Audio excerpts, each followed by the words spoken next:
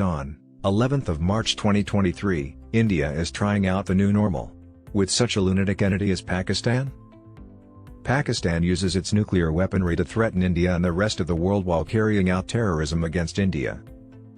India declared that it had attacked Pakistan surgically in September of that year.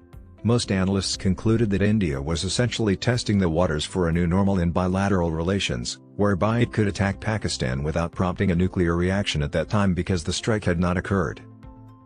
On the pretext that it was attacking a militant training camp, India conducted a surgical strike in Balakot a few years later, in February 2019. Even though no such camp existed and only a few trees were damaged, such nuclear state-on-state attacks reflected a precarious scenario specific to South Asia. All other nuclear weapon states have avoided direct armed conflict in favor of more diplomatic means to prevent escalation. Pakistan has expressed threats, and following the U.S. attacks on Hiroshima and Nagasaki in 1945, the international community decided that atomic weapons should never be used again. The US, Soviet Union, UK, France, and China were the 5 nuclear weapon states at the time. The Nuclear Non-Proliferation Treaty of 1968 recognized their right to keep their arsenals intact under the stipulation that they would eventually disarm them. In exchange for their commitment to refrain from acquiring nuclear weaponry, NPT signatory states promised greater access to atomic energy for peaceful purposes. This agreement was temporary because none of the 5 nuclear-armed nations attempted to disarm. Instead, the US and the Soviet Union started a nuclear arms competition. They understood that a direct conflict would result in mutually assured destruction, so there were concerns that the Cold War between the two could escalate into one. Their match was fought on all continents through spying, disinformation campaigns, armies amassing, and proxy battles. Only once, during the 1962 Cuban Missile Crisis, did they come dangerously close to engaging in a physical conflict. To resolve their disputes, the negotiation was employed the entire time. Between 1967 and 1979, the idea of détente served to lower tensions, and international talks resulted in the signing of agreements to restrict strategic weapons. Even when the Soviet Union occupied Afghanistan, the US used the Mujahideen as proxies rather than sending its forces to fight the Soviets.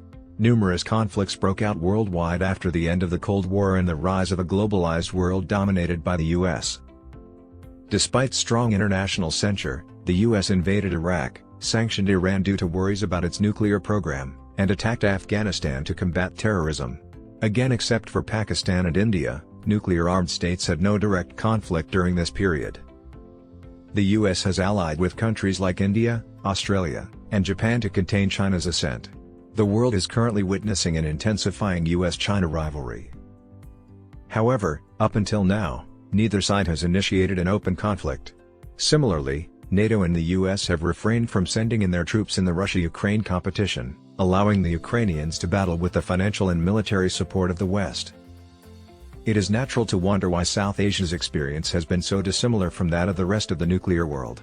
Since the 1998 nuclearization of our area, India and Pakistan, both nuclear powers, have occasionally fought each other in conventional conflicts, such as the conflict in Kargil in 1999 and the 10-month military standoff in 2002.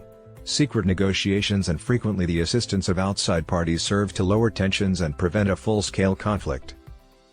The ongoing fostering of distrust between the two nations significantly contributes to the instability in South Asia. Some efforts were made to increase mutual trust, but they never successfully enabled the nations to forge a stable, friendly relationship. South Asia has remained unstable due to the lack of an ongoing conversation, the unresolved Kashmir issue, and the inability to effectively combat the threat of terrorism. Prime Minister Narendra Modi has repeatedly sought to isolate and marginalize the militant state of Pakistan while promoting what appears to be a Hindu Rashtra in India. These initiatives continue to undermine chances for peace and turn South Asia into a high-risk region for strategic volatility. The practices of other nuclear weapon states, which realized early on that attempting to win in a nuclear environment has more costs than benefits, would be something India and Pakistan need to learn from. Like other regions, South Asia could achieve strategic stability, enabling the area to flourish if diplomacy is given an unbroken chance. Pakistan believes that is the new normal to which both nations should strive.